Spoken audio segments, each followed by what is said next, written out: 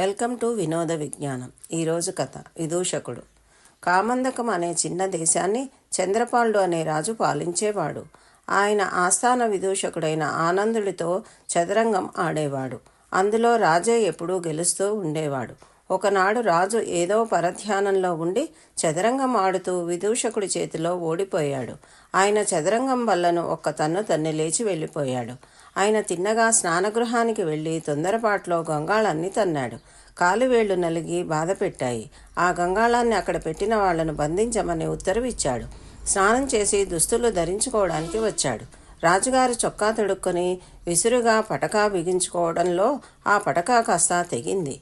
ఆయన తన దుస్తులు అమర్చే అధికారిని నిర్బంధించమన్నాడు. చాలాసేపుగా రాజుగారులో క్షణక్షణానికి పెరిగిపోతున్న కోపాన్ని చూసి పాదరక్షకుల బంట్రోతు వణికిపోతూ వచ్చి రాజుగారి పాదరక్షకులను ఆయన కాళ్ల ముందు పెట్టాడు. అయితే వాడు ఆ కంగారులో కుడికాలి ముందు ఎడమకాలి పాదరక్ష, ఎడమకాలి ముందు కుడికాలి పాదరక్ష ఉంచాడు.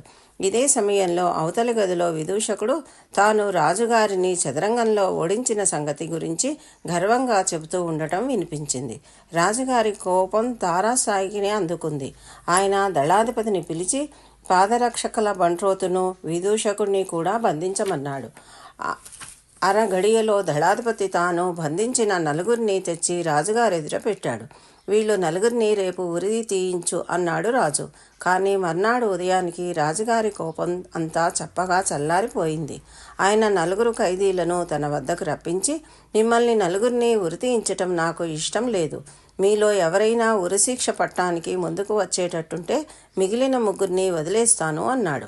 విదూషకుడు చప్పున ముందుకు వచ్చి, మహారాజా, వీళ్ళు ముగ్గురు పెళ్ళాం పిల్లలు కలవాళ్ళు. నేనంటే ఒంటరిగాణ్ణి. నన్ను ఊరి తీయించి వీళ్లను వదిలివేయండి అన్నాడు.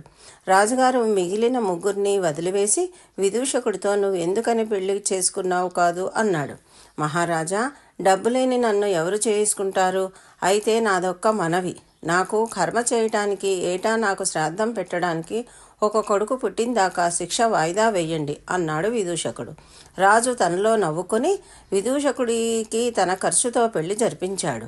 ఏడాది గిర్రున తిరిగేసరికి విదూషకుడికి ఒక కొడుకు కలిగాడు. రాజుగారు విదూషకుడితో, నీకు ఇప్పుడు కొడుకు పుట్టాడు కదా, ఉరిశిక్ష అమలు చేయమన్నావా అన్నాడు. అది ఎలా కుదురుతుంది మహారాజా? ఆనాడు వాళ్ళు ముగ్గురు పెళ్ళాం పిల్లలు కలవాళ్ళని కదా శిక్ష వేయకుండా వదిలివేయటం జరిగింది. ఇప్పుడు నేను పెళ్ళాం పిల్లలు కలవాడినే అన్నాడు విదూషకుడు. రాజు నవ్వి, అయితే నిన్ను క్షమించి వదిలానులే అన్నాడు.